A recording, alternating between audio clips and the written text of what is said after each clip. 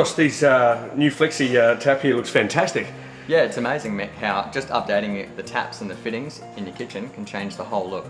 Yeah, absolutely. And so you're going to put some mini taps, are they? We call them a mini tap. Basically, they're an isolation tap that we install at the point where the water comes through the wall in your kitchen, and they join onto the base of your mixer tap. That way, in the event of a leak or a burst, you can easily isolate the mixer tap and retain water to the remainder of the property. So there's potentially a flood risk associated, that's why you put those in? Yeah, definitely, Mick. So the main cause of flooding in the home are from these stainless steel flexible water hoses.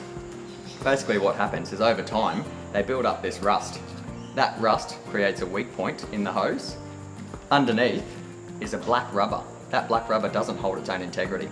It will balloon through that weak point and cause a burst.